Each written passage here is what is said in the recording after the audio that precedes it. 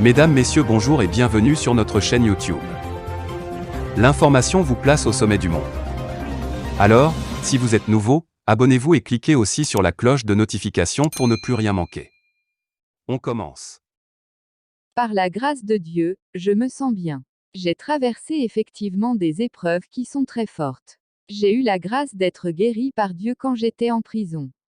Quand je suis sorti de là, j'étais habité de tellement de joie, de positivité, que ça m'a aidé à me relever.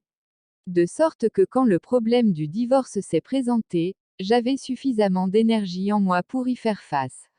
C'est vrai que par moments, on peut s'asseoir et s'apitoyer sur son sort et ça peut casser le moral. J'ai fait tout cela et aujourd'hui, qu'est-ce que j'en tire?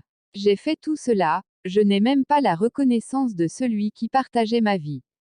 Qu'est-ce que j'en ai tiré et est-ce que ça vaut la peine de continuer de mener ce combat?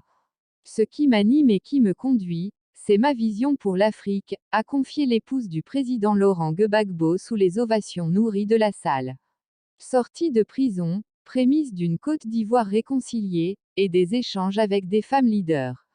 Après la prière introductive faite par le pasteur Madame Sako, il est revenu à la conférencière du jour Madame Simone Gbagbo, d'entretenir toutes ces dames politiciennes, leaders, responsables de mouvements venus des quatre coins du pays pour assister à la cérémonie. Simone Gbagbo a débuté en relatant ses combats au sein du Syndicat national de la recherche de l'enseignement supérieur, SYNARES, jusqu'à sa sortie de prison, en passant par le multipartisme, ses victoires aux différentes élections législatives et son rôle de première dame.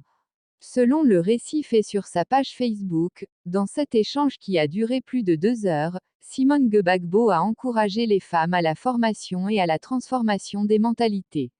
Il faut sortir de complexe de coloniser, nous devons nous mettre en marche dès à présent pour conquérir la science, la technique, le savoir-faire afin de proposer des choses. A-t-elle martelé. Elle a par ailleurs incité l'Assemblée à acquérir des valeurs qui sont la compétence, la crainte de Dieu, l'intégrité, et fuir la corruption.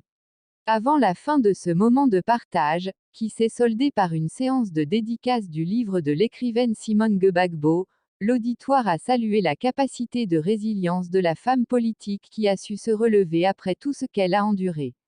Simone Gbagbo a reçu des mains de la ministre du Genre, de la Famille et de l'Enfant, Madame Gisèle Ndayika, un trophée spécial de la MIFDA.